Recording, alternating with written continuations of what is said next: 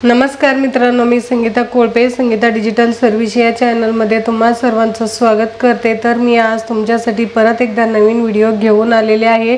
तो तुम्हाला नक्की आवडेल अशी मी आशा करते। तर आजच्या व्हिडिओमध्ये आपल्याला ग्राफिक्स आणि रील्स पासून नेमका काय फायदा होतो आणि ते आपण का करावं तर बघा, ग्राफिक आपण जे काही नवीन ग्राफिक बनवल्यामुळे आपल्याला जर आपल्याला स्वतःलाच येत असेल तर सगळ्यात महत्त्वाची गोष्ट की आपण जे बाहेर पैसे देतो करायला तर ते पैसे आपले कुठेतरी वाचतील आणि ते आपल्याकडे सेव्ह राहतील। नाहीतर जसं बाहेर ग्राफिक बनवायला गेलं तर 100 150 रुपये आपल्याला पे करावे लागतात आणि जर तेच ग्राफिक तुम्ही आपल्याकडे शिकला तर तेच ग्राफिकचे पैसे आपल्याकडे सेव्ह राहतात।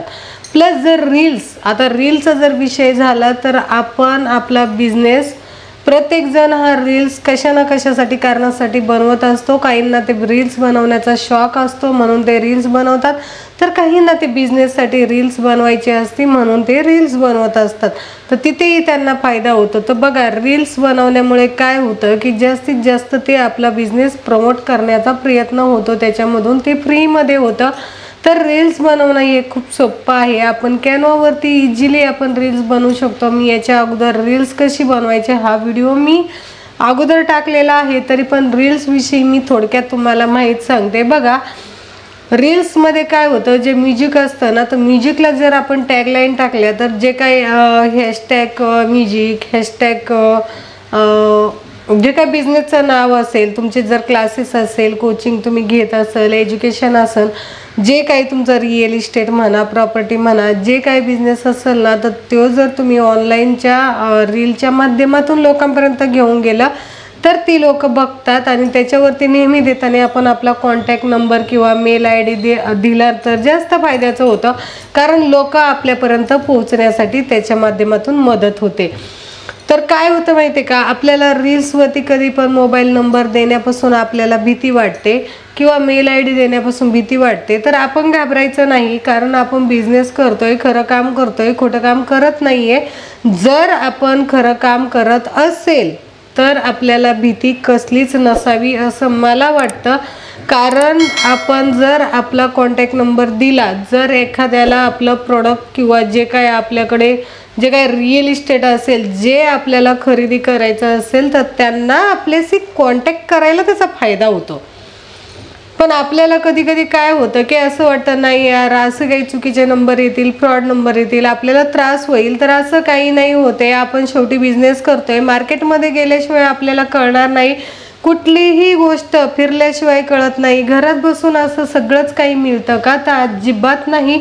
त्याच्यासाठी मेहनत घ्यावी लागते, प्रत्येक गोष्टीसाठी मेहनत घ्यावी लागते। आणि जर रील्सवरती तुम्ही जर नंबर देत असाल तर घाबरण्यासारखं काहीच कारण नाही आहे। अशी काही लोकांचे क्वेश्चन येतात की मॅडम, आम्ही जर रील्सवरती नंबर दिले तर आम्हाला असे काही चुकीचे कॉन्टॅक्ट येतील का, तर असं बिलकुल काही नसतं, तो विचार आपण करतो। जर समोरचा एखादा व्यक्ती चांगलाच असेल आणि त्याला जर आपल्याकडे एखादं प्रोडक्ट खरेदी करायचं असेल, आपलं प्रोडक्ट त्यांना आवडलं असेल ना, त्यांना ते घ्यायचं असेल, तर ते कसे काय आपल्याकडे येणार सांगा बरं। जर आपला नंबर नसेल, मेल ID नसेल किंवा आपली वेबसाईट नसेल तिकडं, तर मग कसे ते आपल्याला कॉन्टॅक्ट करतील। तर त्याच्यासाठी आपल्याला रील्सवरती मोबाईल नंबर किंवा वेबसाईटची जी लिंक आहे ती देणं किंवा मग आपलं जे काही मेल ID देणं हे जास्त फायद्याचं होतं आपल्याला, आणि त्याच्या माध्यमातून आपल्याला बिझनेस होण्यासाठी आपल्याला त्याची मदत होते। तर आपण याच रीलच्या माध्यमातून रीलची मदत घेऊन आपण खरोखर पुढे गेलं पाहिजे आणि कुठेतरी आपला बिझनेस वाढवला पाहिजे।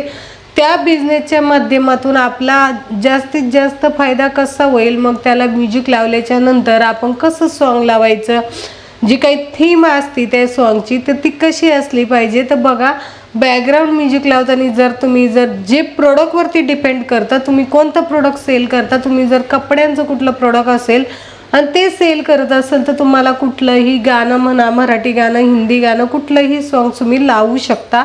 जर त्याच्या व्यतिरिक्त जर तुम्हाला असं दुसरं काही तुम्ही काही खाण्यापिण्याचं जरी विकत असेल तर त्याच्यासाठी मला असं वाटतं की जास्त काही स्लो म्युझिक वगैरे असतं ना, ते म्युझिक यूज करणं जास्त फायद्याचं होईल आपल्याला त्याच्यासाठी। तर अशाच पद्धतीने आपण जसं बिझनेस असेल, जसे आपले प्रोडक्ट असतील तर त्याच्या दृष्टीने आपण त्या पद्धतीने प्रयत्न केले पाहिजे। त्याच पद्धतीने आपण ते सॉन्ग यूज केलं पाहिजे, तेव्हा कुठेतरी आपल्याला ते अतिशय चांगल्या पद्धतीने मार्केटमध्ये नेण्यासाठी त्याचं जे काही त्याचं हॅशटॅग असतात ते आपल्याला फायद्याचं होतात. काही ट्रेंडिंगमध्ये असतं, जर ट्रेंडिंगमध्ये असेल तर ते जास्तीत जास्त व्हायरल होतं, जास्तीत जास्त चालतं. आणि जर असं स्लो म्युझिक वगैरे म्हणा किंवा सॅड सॉन्ग म्हणा, तर सॅड सॉन्ग टाईप आपला तसा बिझनेस असला पाहिजे. आपला बिझनेस हा एकदम फ्रेश असतो आणि आपल्याला सॅड सॉन्गची काहीच गरज नाही आहे. आपल्याला एकदम नवीन नवीन म्युझिक लावले पाहिजे आणि नवीन नवीन आपण त्याच्यावरती काही ना काही नवीन नवीन एडिट केलं पाहिजे. तर आपल्याकडे मित्रांनो जो व्हिडिओ एडिटिंग म्हणा, रील्स एडिटिंग म्हणा किंवा ग्राफिक डिझायनिंग, डिजिटल मार्केटिंग हे सगळे कोर्सेस आपल्याकडे अवेलेबल आहेत. जर तुम्हाला हे कोर्स जॉईनिंग करायचे असेल तर तुम्ही नक्की खाली डिस्क्रिप्शनमध्ये मी नंबर दिलेला आहे, त्या नंबरवरती कॉल करा आणि नक्की तुमच्या बिझनेसला तुम्ही माहिती घ्या आणि ते शिका. आपला बिझनेस जास्तीत जास्त लोकांपर्यंत घेऊन जा, त्याचा आपल्याला नक्की फायदा होतो. तर मित्रांनो, अशाच पद्धतीने आपला मोबाईल नंबर द्यायला कधीच आपण घाबरायचं नाही. किंवा जे काही ग्राफिक आहे तर ग्राफिकही आपण शिकून नेहमी रोज जर आपण नवीन नवीन स्टेटस ठेवलं किंवा नवीन नवीन आपण जे काही इंस्टाग्राम, फेसबुक आहे तर तिकडे आपण कंटिन्यू ते पेस्ट करत राहिलो तर जास्तीत जास्त ते व्हायरल होतं, जास्तीत जास्त लोकांपर्यंत जातं आणि मगच त्याचा आपल्याला फायदा होतो. लोक नक्की आपल्याकडे येतात आणि आपल्याकडे आल्याच्या नंतर आपला बिझनेसही त्याच्यामधून वाढतो. तर अशाच पद्धतीने मी तुम्हाला सांगते की तुम्ही घाबरायचं नाही, तुम्ही बिनधास्त नंबर द्यायचा आणि त्याच पद्धतीने आपला बिझनेस वाढवायचा. मग मित्रांनो, अशाच पद्धतीने तुम्ही कंटिन्यू रील्स आणि ग्राफिक आपला नक्की बिझनेस वाढेल. तर तुम्हाला आजचा जर छोटासा व्हिडिओ आवडला असेल तर चॅनलला लाईक, सबस्क्राईब आणि शेअर करायला विसरू नका. चला आपण भेटूया पुढील व्हिडिओमध्ये. तोपर्यंत धन्यवाद. जय हिंद, जय महाराष्ट्र.